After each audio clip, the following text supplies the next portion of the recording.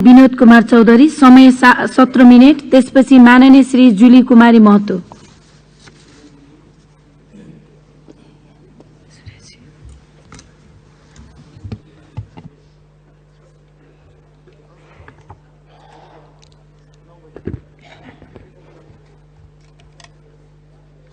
सम्माननीय सभामुख महोदय, आज म आर्थिक वर्ष 81-82 को बजेटमाथिको सिद्धान्त र प्राथमिकता सम्बन्धी छलफलमा यस गरिमामय संसदमा आफ्ना धारणाहरू राख्न गइरहेको छु। यस गरिमामय संसदमा उभिएर आगामी आर्थिक वर्षको बजेटका सिद्धान्त र प्राथमिकताका सन्दर्भमा बोलिरहँदा मैले विगत 20 वर्षदेखि नेपाली अर्थतन्त्र, आर्थिक विकास र बजेटका सम्बन्धमा कस्तो सोच प्रस्तुत गर्दै आइरहेको छु भन्ने श्रृंखलालाई पनि जोड्न गइरहेको छु। किनभने आर्थिक विकासका दृष्टिकोणले 20 वर्षको समय भनेको निकै महत्त्वपूर्ण कालखण्ड हो। हाम्रा छिमेकी मुलुकहरू विश्व अर्थतन्त्रको शिखरमा चढेको र विश्वका उदयमान अर्थतन्त्रहरूले फड्को मारेको समय पनि यही नै हो। नेपालको सन्दर्भमा 62-63 को राजनीतिक परिवर्तनपछि राजनीतिक एजेन्डा व्यवस्थापन भई आर्थिक विकासको यात्रा प्रारम्भ हुनुपर्ने मान्यता राखिएको यही समय हो, जसलाई नयाँ नेपालको नामाकरण समेत गरिएको थियो। मैले आफ्नो आर्काइभ पल्टाउँदा 2061 सालमा नेपाल उद्योग परिसंघद्वारा आयोजित डबल जीडी ग्रोथ सम्बन्धी आर्थिक सम्मेलनमा 2 अंकको आर्थिक वृद्धि दर सम्भव छ भनेर प्रस्तुत गरेको डकुमेन्ट फेला पारे। त्यति बेला पनि नेपाली आर्थिक रूपमा शिथिल अवस्थामा थियो। लोकतान्त्रिक व्यवस्थाको घाटी निमोठिएको त्यो समयमा आर्थिक वर्ष 58-59 मा आर्थिक वृद्धि दर ऋणात्मक रहेको पृष्ठभूमिमा मैले नेपालको दोहोरो अंकको वृद्धि दर हासिल गर्ने सम्भव छ भन्ने आधारहरू प्रस्तुत गरेर देशमा नयाँ आशा र उत्साह जगाउने प्रयास गरेको थिएँ र जसलाई अर्थतन्त्रका स्टेक होल्डरहरूले सकारात्मक रूपमा अपनत्व लिएका थिए। यही बीचमा देश संघीय लोकतान्त्रिक गणतन्त्र नेपालमा परिणत भयो। 2064 सालमा पहिलो पटक संविधान सभाको निर्वाचन भयो र 10 वर्षे सशस्त्र युद्धबाट शान्ति प्रक्रियामा आएको नेकपा माओवादी संसदको सबैभन्दा ठूलो दल बन्दै सरकारको नेतृत्वमा पुग्यो। हालका सम्माननीय प्रधानमन्त्री पुष्पकमल दाहाल प्रचण्ड पहिलो पटक प्रधानमन्त्री बन्नुभयो। 2065 साल भदौ 15 गते सीएनआईले आर्थिक सम्मेलनको आयोजना गरेको थियो। उक्त सम्मेलनमा मैले हरेक नेपालीको मासिक आय 12,000 एक राष्ट्रिय संकल्प विषयक विस्तृत प्रतिवेदन प्रस्तुत गर्दै नेपाल अब तीव्र आर्थिक विकासको चरणमा प्रवेश गर्न सक्छ। राजनीतिक एजेन्डाहरू व्यवस्थापन भएकोले सरकार आर्थिक विकासको एजेन्डालाई केन्द्रमा राखेर अगाडि बढ्नुपर्छ भन्ने मार्गचित्र पेश गरेको थिए। मलाई सम्झना छ, सम्माननीय प्रधानमन्त्री प्रचण्डको प्रधानमन्त्रीका रूपमा पहिलो औपचारिक कार्यक्रम पनि यही नै थियो। नयाँ नेपालको नयाँ घन्किरहेको त्यो समयले आर्थिक विकासको रफ्तारलाई समात्ने छ भन्ने विश्वासका साथ मैले दोहोरो अंकको आर्थिक वृद्धि दर हासिल गर्न निम्न अनुसारका स्पष्ट आधारहरू पनि प्रस्तुत गरेको थिए। कृषिको व्यावसायीकरण, वन्य उद्योगलाई प्राथमिकता फिनल्यान्डले जस्तै, वैदेशिक रोजगारी 10 लाखबाट 50 लाख पुर्याउने, जलविद्युतको विकास 10 वर्षमा 10,000 मेगावाट उत्पादन गर्ने, पर्यटन वार्षिक 20 लाख पर्यटक भित्राउने, उत्पादनशील क्षेत्र विशेष आर्थिक क्षेत्र स्पेशल इकोनोमिक जोनहरूको विकास प्रोडक्ट स्पेसिफिक र सेक्टर स्पेसिफिक बनाउने। आज म 15 वर्षपछि संसदमा उभिएर बोल्दै गर्दा त्यति बेलाका प्राथमिकता अहिले पनि उही नै छन्। व्यावसायिक कृषिको नारा नीतिमा मात्र सीमित भएर बसेको छ। खेतका गराहरूमा आउनै सकेनन्, जसका कारण दाल, भात र तरकारीमा समेत हामी परनिर्भर बनिरहेका छौं। वनजन्य उद्योगको अवधारणालाई बाहिर ल्याउनै सकिएनौं। 10 वर्षमा 10,000 मेगावाट जलविद्युतको नारा चुनावी घोषणा पत्रहरूमा मात्र दोहोरिरहे। भारतले 10,000 मेगावाट विद्युत खरिद गर्ने सहमति जमाउँदा समेत हामीसँग हाल 1,000 मेगावाट विद्युत पनि निर्यात गर्न सक्ने अवस्था छैन। उत्पादनशील उद्योगहरू प्रत्येक वर्ष खुम्चिँदै गएको स्थितिमा कुनै बेला जीडीपीमा 13% सम्मको योगदान गर्ने यो क्षेत्र अहिले 5% मा सीमित छ। यस अवधिमा वैदेशिक रोजगारीमा जाने युवाको संख्या भने उच्च दरले वृद्धि भएको सबैलाई जानकारी नै छ र यिनै युवाले पठाएको रेमिटेन्सले नेपाली अर्थतन्त्रको चक्र रेमिटेन्स, आयात र राजस्व चलिरहेको छ। अहिले राष्ट्र ढिकुटीमा वैदेशिक मुद्राको सञ्चित बलियो बन्नुमा वैदेशिक रोजगारीमा गएका यिनै युवाहरूको योगदान हो। यति धेरै मात्रामा रेमिटेन्सलाई हामीले उत्पादनमूलक क्षेत्रमा पुनर्लगानी गर्न नसक्नु अत्यन्तै दुःखद स्थितिको परिचय हो। पर्यटनका बारेमा धेरै चर्चा गर्दा धेरै नयाँ गन्तव्य खोल्न नसक्नु, निर्माण सम्पन्न भएका भैरवा र पोखरा अन्तर्राष्ट्रिय विमानस्थललाई समेत प्रयोग गर्न नसक्नु र लुम्बिनीमा पर्यटन प्रवर्धन गर्न नसक्नु जस्ता जटिल समस्याहरू यथावत नै छन्। म विगत 35 वर्षमा नेपाली अर्थतन्त्रका खुशीका दिनहरूलाई पनि आज स्मरण गर्न चाहन्छु। 2048 सालमा नेपाली कांग्रेसको सरकारले आर्थिक सुधार गरी खुला बजार अर्थतन्त्रको नीति अवलम्बन गरेपछि देशको अर्थतन्त्रमा उत्साहको स्थिति भएको थियो। आर्थिक वृद्धि दर 7% पुगेको थियो। निर्यात दोब्बर बनेको थियो। देशमा बहुराष्ट्रिय कम्पनीहरू डाबर, लिबर, कोलगेट जस्ता कम्पनीहरू आएका थिए। देशभित्र कार्पेट गार्मेन्ट उद्योगहरूको विस्तार भएको थियो र त्यो उत्साह नेपाली अर्थतन्त्रले फेरि आजसम्म गर्न पाएको छैन। 2048 सालको आर्थिक उदारीकरण मार्फत सुरु गरिएको सुधारले मुलुकमा निजी क्षेत्रको संस्थागत विकास हुन सकेको हो। सोही नीतिको फलस्वरूप मुलुकमा दूरसञ्चार, बैंक तथा वित्तीय क्षेत्र, हस्पिटालिटी, यातायात तथा हवाई उड्डयन, सूचना प्रविधि, शिक्षा र स्वास्थ्य क्षेत्रले ठूलो फड्को मारेको हो। यस नीतिले कुल गृहस्थ उत्पादनको झण्डै 35% हिस्सा ओगट्ने यी क्षेत्रहरू नयाँ ढंगले राष्ट्रमा विकास भए। हामी 3 दशक अघिको आर्थिक सुधारको भरमा अर्थतन्त्रलाई आज पनि चलाइरहेका छौं। त्यसपछि दोस्रो चरणको सुधारलाई अगाडि बढाउनु पर्ने थियो, बढ्न सकेन। नयाँ क्षेत्रहरूको पहिचान गर्दै त्यसको विकास गर्न सक्नुपर्ने थियो। दोस्रो चरणको सुधार मार्फत हामीले डिजिटल प्रविधि, बायोटेक, फार्मा जस्ता टेक बेस्ड इन्डस्ट्रीमा जानु पर्थ्यो। त्यसो गर्न सकेको भए हामी माइक्रोसफ्टदेखि अमेजनसम्मको आधुनिक विकाससँग आफूलाई जोड्न सक्थ्यौं। सोही अवधिमा सिंगापुर, हैदराबाद, सिलिकन भ्याली जसले गरेको जस्तै नयाँ ढंगको विकास पनि नेपालले गर्न सक्थ्यो होला। तर सोही सुधारको ब्याज मात्रै खाएर बस्ने काम भएको र यस अवधिमा विश्व अर्थतन्त्रको दिशा नै युटर्न भएको स्थिति छ। डिजिटल वर्ल्डका कारण र त्यसमा पनि आर्टिफिशियल इन्टेलिजेन्सका कारण साथसाथै नवप्रवर्तनका विभिन्न परियोजनाका कारण हाम्रा माझ छन् र नेपाल यसको अभिन्न अंग बन्न सक्ने सम्भावनामा छ। तर पनि हामीले त्यसबाट कुनै लाभ लिन सकेका छैनौं। म 2080 सालमा उभिएर 15 वर्ष अगाडि 2065 सालको अर्थतन्त्रलाई एकचोटि निहाल्न चाहन्छु के ताकि हामीले यो अवधिमा के कति प्रगति हासिल गर्न सक्यौं भन्ने तथ्य थाहा पाउन सकौं। 2065 सालमा कुल गृहस्थ उत्पादनको आकार $52.85 बिलियन थियो भने हाल उक्त आकार वृद्धि भएर $45 बिलियन पुगेको छ। यसमा निजी क्षेत्रको भूमिका अग्रणी रह्यो र करिब 80% लगानी निजी क्षेत्रको रहेको छ। 2065 सालमा आर्थिक वृद्धि दर 3.5% थियो भने 2080 सालमा आइपुग्दा समेत 3.9% भन्दा बढी बढ्न सकेन, किनकि सरकारी खर्च पंक्तिको दुरावस्था र चाहिँ डेभलपमेन्ट प्रोजेक्ट्सहरूलाई अगाडि बढाउन सक्ने हाम्रा कमजोरीहरूले यो अत्यन्त न्यून स्तरको चाहिँ डेभलपमेन्ट जीडीपी को ग्रोथलाई इंगित गर्दछ।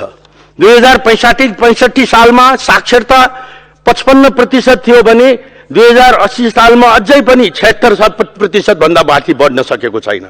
65 सालमा गरिबीको रेखा मुनि रहेको जनसंख्या 25% थियो भने 2080 सालमा अझै 20% भन्दा तल झर्न सकेको छैन। 2065 सालमा पर्यटक आगमन 5 लाख थियो भने 2080 सालमा बल्ल बल्ल 10 लाख पुगेको छ।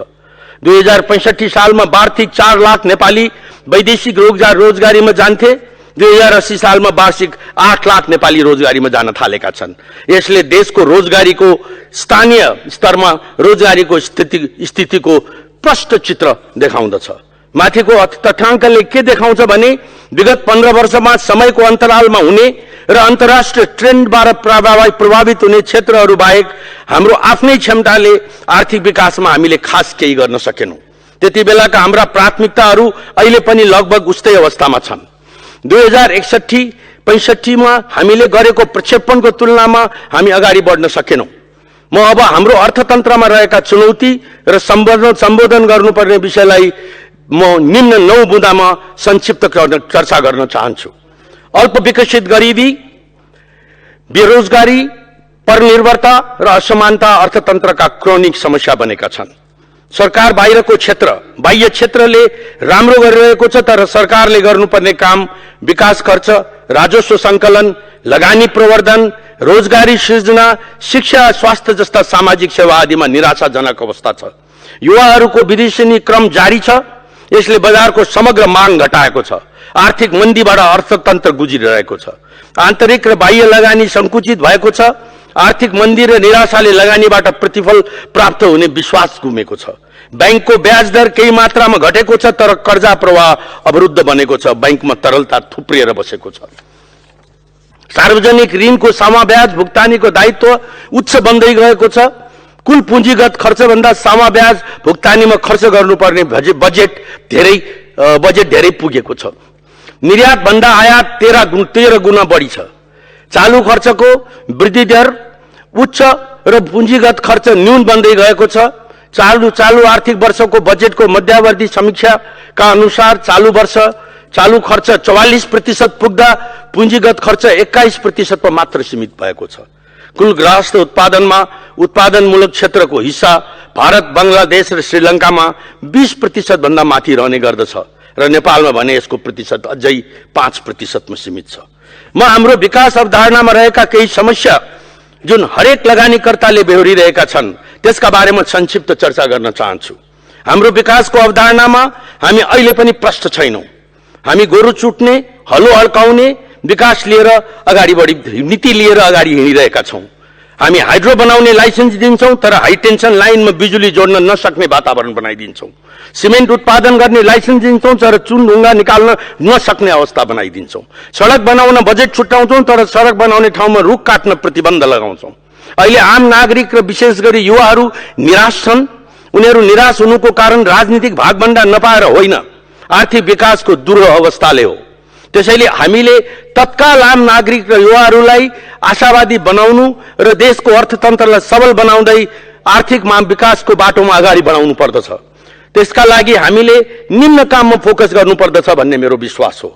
विकास परियोजना कार्यान्वयनमा उदेक लाग्दो अवस्था, उदाहरणका रूपमा मेलाम्ची, फास्ट ट्र्याक, निजगढ अन्तर्राष्ट्रिय विमानस्थल, सिक्ता सिंचाई, नारायणगढ बुटवल सडकलाई अन्त्य गर्दै विकास परियोजनालाई तीव्र गतिमा कार्यान्वयन गरेर देखाउने, सरकारको चालू खर्च घटाउने, पुँजीगत खर्च बढाउने, बजेटमा पुँजीगत खर्चको अंश 50% पुर्याउने रणनीति लिने, विनियोजित पुँजीगत खर्च समयमा खर्च गर्ने अनिवार्य व्यवस्था मिलाउने, विकास परियोजना कार्यान्वयन गर्ने र कार्यान्वयन गर्न नसक्ने कर्मचारीलाई पुरस्कार र दण्डको व्यवस्था गर्ने, प्रशासनमा राजनीतिकरणको अन्त गर्ने, महत्वपूर्ण परियोजनाका जिम्मेवारीमा रहेका कर्मचारीलाई सरकार परिवर्तन हुने बित्तिकै हेरफेर गर्ने काम रोकिनु पर्दछ।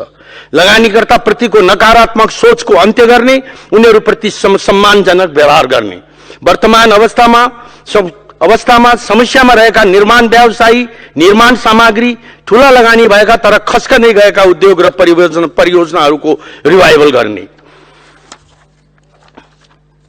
अहिलेको क्रममा देखिएका दुईटा म विकराल समस्यातर्फ पनि यो सदनको ध्यान आकृष्ट गराउन चाहन्छु।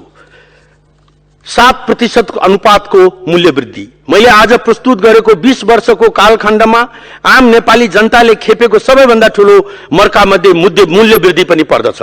नागरिकको भान्साले आजको अर्थतन्त्रलाई प्रष्ट पार्छ। भनिन्छ peoples kitchen explain the current economy. म स्मरण गराउन चाहन्छु, केही समय अगाडिसम्म हामी भन्दै थियौं अर्थतन्त्र लयमा फर्कँदैछ, तर म यहाँ एउटा डरलाग्दो तथ्याङ्क प्रस्तुत गर्न चाहन्छु।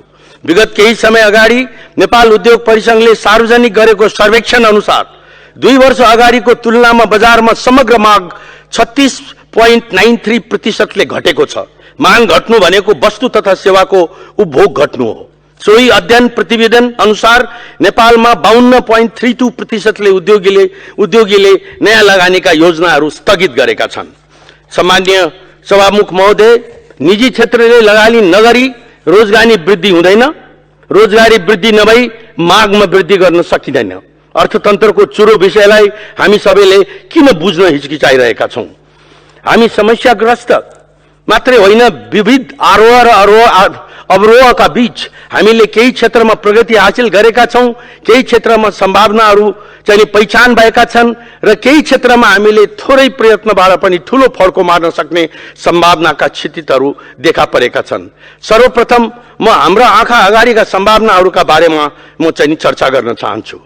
स्थानीय सरकारहरूको क्षेत्र पहिचान, यो हामी मध्ये थोरैले पहिचान गरेको क्षेत्र हो भन्ने मलाई लाग्दछ। स्थानीय सरकारहरू संहिताका सबैभन्दा उज्याला पक्षहरू हुन्। कुनै एउटा निकायलाई स्वायत्त अधिकार दिँदा कसरी उसैले राम्रो काम गर्न सक्दछ भन्ने उदाहरण पनि उनी हुन्। विगत 7 वर्षको स्थानीय सरकारको अभ्यासबाट नेपालका लगभग सबै स्थानीय सरकारहरूले अब कुन क्षेत्रमा कुन प्रकारको पुँजी, जस्तै भौतिक पुँजी, मानव पुँजी, सामाजिक पुँजीमा लगानी गर्दा कुन नयाँ क्षेत्रमा केन्द्रित हुँदा आर्थिक संरचनामा नै आमूल परिवर्तन गर्न सकिन्छ भन्नेमा धेरै अनुभवजन्य ज्ञान प्राप्त गरेका छन्। जब म मेरो निर्वाचन क्षेत्र जान्छु, पालिकाका प्रमुखहरू आफ्नो पालिकालाई कसरी विकसित गर्न सकिन्छ भन्ने बारेमा धेरै नै प्रश्न भएको पाउँछु। अहिले स्थानीय सरकारले खेपिरहेको बजेट अभावलाई अन्त्य गर्नुपर्दछ। विकास परियोजनामा साधारण खर्चमै सिलिङ तोक्ने र त्यस्ता परियोजनाको निर्माण स्थानीय तहलाई हस्तान्तरण गर्नुपर्दछ। नेपाल आजको मितिमा अमेरिकामा विदेशी विद्यार्थी पठाउने देशमा 12औं नम्बरमा पर्दछ। त्यसैगरी हाम्रा युवाहरूले अन्य धेरै विकसित देशहरूमा पनि उच्च शिक्षा हासिल गरिरहेका छन्। उनीहरूलाई देश फर्काउन सकियो भने नवीनतम सोचका साथ उद्यमशीलता विकासमा ठूलो फड्को मार्न सकिन्छ। तर हामीले हाम्रा विद्यार्थीहरूलाई नेपालमै वर्ल्ड क्लास एजुकेसनको व्यवस्था मिलाउने तर्फ ध्यान दिनुपर्छ। विश्वका नाम चलेका विश्वविद्यालयलाई उनीहरूको सहकार्यमा नेपालमा नै ल्याउन सकियो भने नेपाललाई शैक्षिक हब बनाउन सकिन्छ।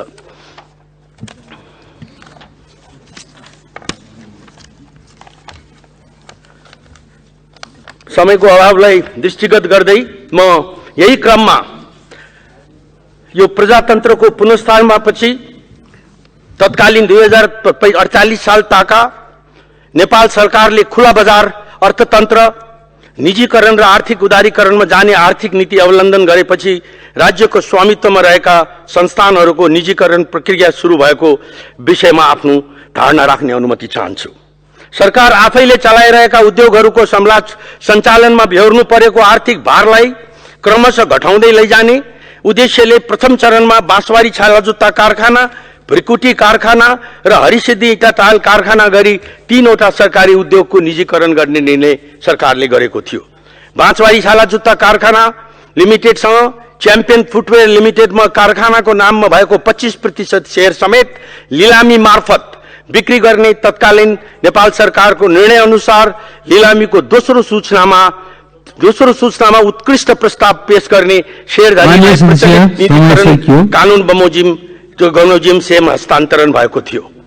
यस्तो नितान्त आर्थिक विषय राजनीतिक विषय बन्नु आफैमा दुःख लाग्दो विषय भएको मैले अनुभव गरेको छु। म विगत 45 वर्षदेखि नेपाललाई आर्थिक रूपमा सम्पन्न बनाउने अभियानमा सक्रियतापूर्वक क्रियाशील छु। नेपाललाई आर्थिक रूपमा सम्पन्न बनाई विश्वमा नेपालको गौरव बढाउन सकिन्छ भन्नेमा गहिरो विश्वासले गर्दा मलाई यो बाटोमा डोराइरहेको छ। म आफ्नो उद्यम व्यवसायका माध्यमबाट होस्, निजी क्षेत्रका नेतृत्वदायी संस्था नेपाल उद्योग वाणिज्य महासंघ, नेपाल उद्योग परिसंघको अध्यक्ष रूपमा होस् वा राजनीतिका माध्यमबाट मेरो एकमात्र उद्देश्य नेपाललाई आर्थिक रूपमा सम्पन्न मुलुकका रूपमा स्थापित गर्ने हो। मैले मेरो जीवनकाल विकास केन्द्रित अभियानमा बिताएको छु। देशले लामो समयदेखि प्रतीक्षा गरिरहेको विषय पनि यही नै हो। यसलाई पार्टीगत रूपमा विरोध वा समर्थनको विषय बनाइनु हुँदैन भन्नेमा कसैको पनि विमति रहने छैन भन्नेमा पनि म उत्तिकै विश्वस्त छु। पश्चिम नवलपरासीको नागरिकले मलाई प्रतिनिधि सभा सदस्यमा सहज निर्वाचन गर्नुको पछाडि पनि मेरो विकासप्रतिको यही प्रतिबद्धता नै मुख्य आधार हो भन्ने मैले महसुस गरेको छु। अन्त्यमा मैले सिध्याउनै लागेछु। अन्त्यमा सबैले गम्भीरतापूर्वक समीक्षा गर्न जरुरी छ के हाम्रो राजनीति प्रशासनिक संरचना र संस्कार र क्षमतामाथि भने झैं नयाँ क्षेत्रको पहिचान र त्यसको दीर्घकालीन योजना सहितको कार्यान्वयनको लागि तयार छ। छैन भने त्यो सबै गराउने जिम्मा यो सम्मानित सदनको हो। सदनले पनि खुला हृदयका साथ सदनसँग संवाद गर्न सक्नु पर्दछ र सदनले त्यसका नेतृत्वदायी भूमिका खेल्नु पर्दछ भन्ने मान्यताका साथ मेरा भावनाहरूलाई यही बीट मार्दछु। धन्यवाद। जय नेपाल। मान्य सदस्य